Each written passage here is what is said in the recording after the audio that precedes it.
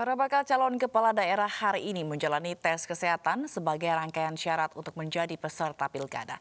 Salah satunya dilakukan bakal calon wali kota dan wakil wali kota Medan. Momen tes kesehatan ini juga sebagai momen pertemuan pertama Bobi Nasution dengan lawannya, Akhyar Nasution.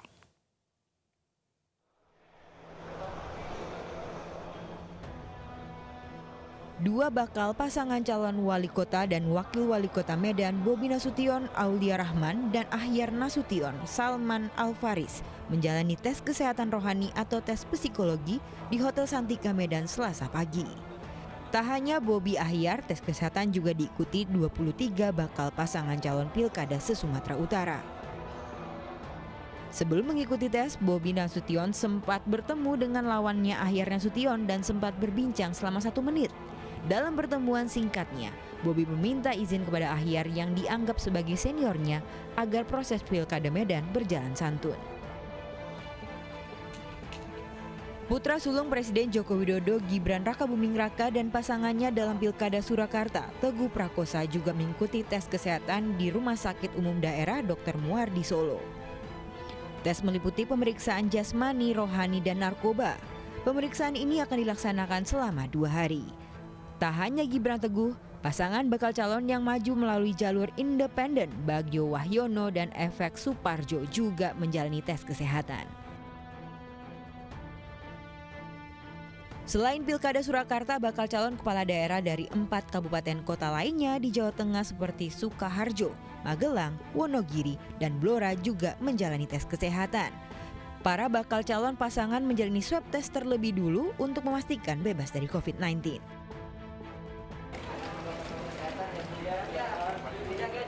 Tiga pasang bakal calon wali kota dan wakil wali kota Tangerang Selatan, Muhammad Rahayu Saraswati, Siti Nur Azizah, Ruhama Ben, dan Benyamin Daphni Pilar juga mengikuti tahapan tes kesehatan di Rumah Sakit Umum Daerah Kabupaten Tangerang Selasa pagi.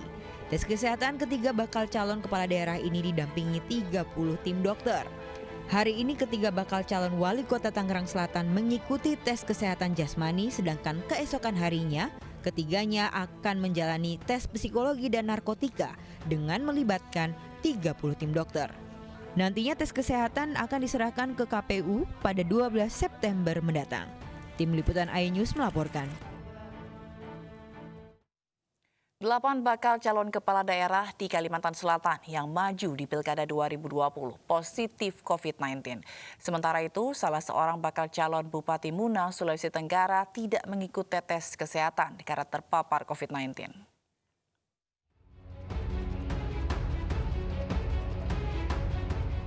Sedikitnya 8 calon kepala daerah di Kalimantan Selatan dinyatakan positif COVID-19. 4 calon dinyatakan positif menjelang tahapan pendaftaran akhir pekan lalu, sementara 4 lainnya dinyatakan positif usai menjalani uji swab di tes kesehatan di Rumah Sakit Ulin Banjarmasin. Komisioner KPU Kalimantan Selatan mengatakan status positif COVID-19 8 calon kepala daerah tidak menggugurkan pencalonan mereka. Hanya saja 8 calon ini tertunda mengikuti tahap selanjutnya seperti tes kesehatan, penetapan calon, dan pengundian nomor urut. Jadi kalau untuk calon yang memang positif COVID, maka secara otomatis akan ada beberapa tahapan yang tertunda pelaksanaannya. Pertama adalah penetapan calon, kedua pengundian nomor urut, dan ketiga adalah pelaksanaan masa kampanye. Karena yang calon yang bersangkutan, baik satu orang ataupun sepasang di dalam sepasang calon itu, maka mereka harus melewati tahapan yang namanya pemeriksaan kesehatan. Sementara itu, bakal calon Bupati Muna, Sulawesi Tenggara LM Rajiun Tumada dinyatakan positif COVID-19. Rajiun diketahui terpapar COVID-19 setelah mengikuti swab tes. Kini Rajiun dirawat dan diisolasi. Ketua KPU Sulawesi Tenggara menyatakan setiap bakal calon kepala daerah yang positif COVID-19 bisa mengikuti tes kesehatan susulan jika sudah dinyatakan sembuh. Tim Liputan iNews melaporkan. Presiden Joko Widodo menyatakan penyelenggaraan pilkada tetap akan digelar meski di tengah pandemi COVID-19.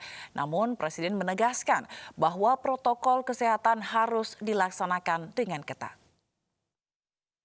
Penerapan protokol kesehatan dalam penyelenggaraan pilkada harus dilakukan, harus ditegakkan, dan tidak ada tawar-menawar. Karena saya mengikuti situasi di lapangan, masih banyak pelanggaran protokol yang dilakukan oleh bakal pasangan calon. Misalnya masih ada deklarasi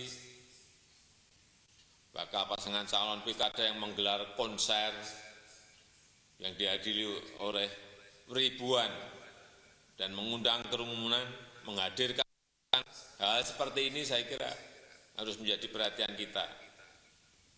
Dan situasi tidak bisa dibiarkan, sekali lagi tidak bisa dibiarkan, penyelenggaraan pilkada harus tetap dilakukan dan tidak bisa menunggu sampai pandemi berakhir karena memang kita tidak tahu negara mana.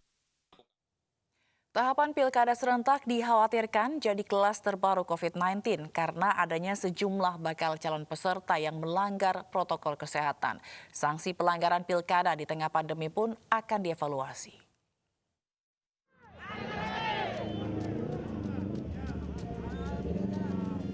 Pendaftaran bakal calon peserta Pilkada Serentak 2020 ke KPUD beberapa waktu lalu memperlihatkan adanya kerumunan yang melanggar protokol kesehatan COVID-19.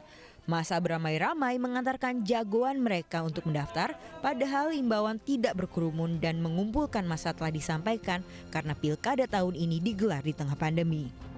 Catatan Badan Pengawas Pemilu menunjukkan 243 pelanggaran protokol kesehatan saat pendaftaran Pilkada dari 4 hingga 6 September lalu. Bawaslu punya kewenangan untuk meneruskan terkait pelanggaran yang diatur di luar undang-undang pemilihan. Ya, ada misalnya di ketentuan Undang-Undang 6 2015 mengenai karantina, Undang-Undang 4 1984 tentang wabah penyakit. Sementara itu, Wakil Ketua Komisi 2 DPR RI mengatakan akan membahas sanksi bagi paslon, salah satunya sanksi diskualifikasi bagi paslon yang melanggar protokol kesehatan. Nah, maka kita meminta Kemendagri, Bawaslu, KPU, dan kepolisian bagi mereka yang melanggar PKPU, itu penegakan hukumnya bisa dilakukan. Jadi secara maksimal.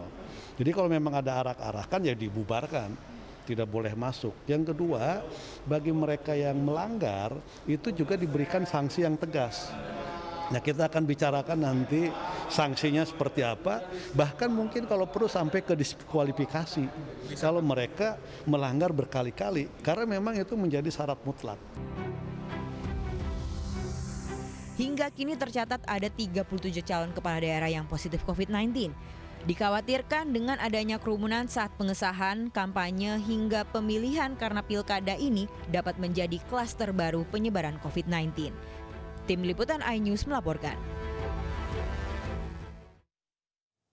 Badan Narkotika Nasional kembali memusnahkan barang bukti hasil tindak pidana narkotika. iNews Malam segera kembali dengan informasi selengkapnya.